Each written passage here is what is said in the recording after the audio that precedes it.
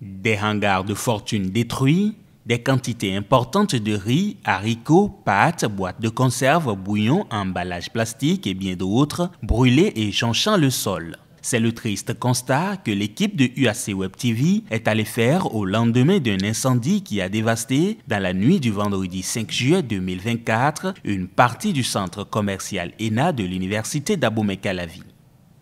Les visages remplis de désolation, ces victimes n'ont pas de mots pour exprimer ce qui vient de leur arriver.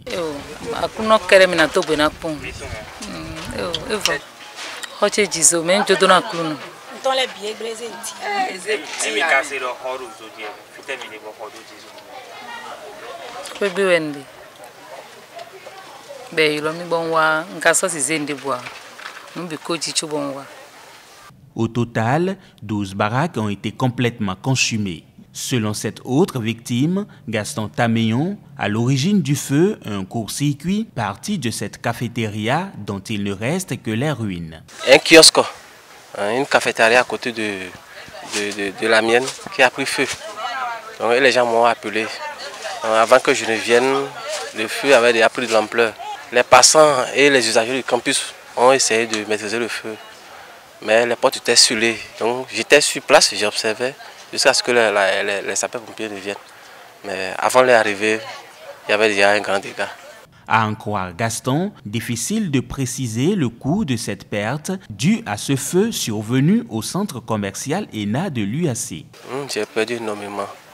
J'ai perdu des sacs de riz, des bidons d'huile. Les bidons d'huile fait 5 litres, plusieurs. Des riz de qualité. J'ai perdu mes frigos. Mes 2 frigos me reviennent près de 700 000. J'ai acheté ça, pas encore, ça fait un an. J'ai perdu énormément. Je ne peux pas évaluer. Au-delà de la qualité des infrastructures liées aux contraintes de ressources auxquelles est confrontée l'université, cet incendie aurait pu être évité si les occupants avaient pris les bonnes mesures. On peut prendre quand même des mesures. C'est ça. Par exemple, il y a des disjoncteurs différentiels que tout le monde doit avoir. Non, moi j'en ai par exemple. Est-ce que l'autre il a ça? Normalement quand on a ça en moins, j'ai ça, ça coupe. Pour ne pas qu'il y ait des dégâts, donc moi je ne sais pas.